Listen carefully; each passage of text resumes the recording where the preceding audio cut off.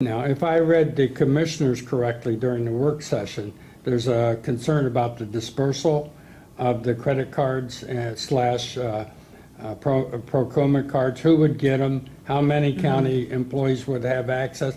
Could you step us through? And I understood from your presentation that it's not going to be just, it's here, full blown, but you're going to kind of pilot your way at first? I think so. So I think between the auditor's office and the commissioner's office, we're going to, and the commissioner and their various entities that are with them, and the same with the two that I have, really, auditor and IT, we will pilot it there for a couple of months, three billing cycles, just to see how it goes, to let Mike Minor, to let him watch, you know, how the activity is, how the receipting's coming in, so that when we elect to push it out to the other departments and office holders, that we can probably tighten up our procedures even a little bit more.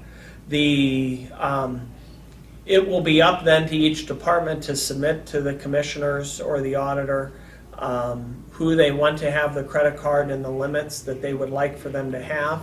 No doubt we'll have discussion with them to understand what they want it to be used for, and helping us determine what that limit should be. Now, is that going to require a unanimity of agreement on who gets them and who doesn't? Or is it going to be a majority vote situation? Well, I think there's only two votes. You know, it's the county administrator and the county auditor, really. You know, the department head at the end of the day is subject to the county commissioners, to the policy of the office and that. And again, the code's clear in how it designates the authority for this to the auditor and to the commissioners. So that's it at the end of the day. You know, when we is it a co-equal authority? It's the commissioners with the, kind of like the commissioners with the advice and consent of the auditor. Okay, so the commissioners are really the deciding factor? On the limits at the end of the day, yeah. And who gets the cards? And who gets the card? Because think about, again, as I said, we're borrowing money effectively, right? And there's only one entity that can do this. All right. Right? The flip side of this is that the code of late has been clear when it talks of matters with regard to fiscal policy, that the fiscal officer gets to have a say.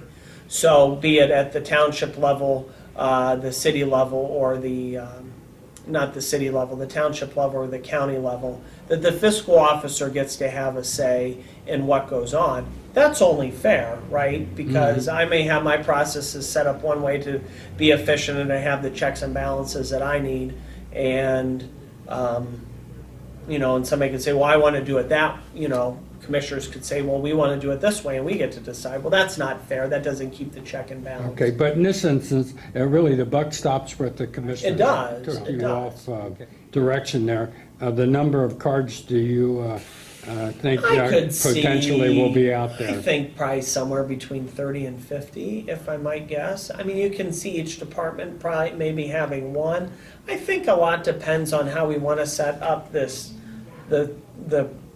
some common purchasing in that, you know, for the treasurer's office. The treasurer only foresees using this. This is just an example. He and I haven't talked about it. But the treasurer clerk only really foresee using this for postage or for some other general office purchases. Does it make sense for them to have a credit card, or either like the county clerk or the county auditor to have a card where we do that purchasing on their behalf?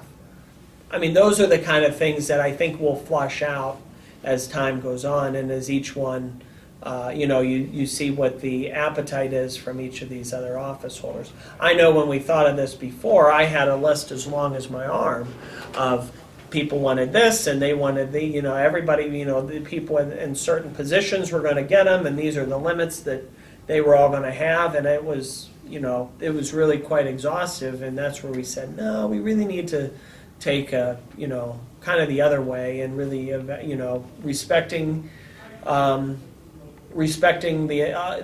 appointing authorities, you know, their independence to do this, to be able to manage their people and manage their department in the way they see fit, coupled with, you know, good governance and not exposing the county to too much risk. So.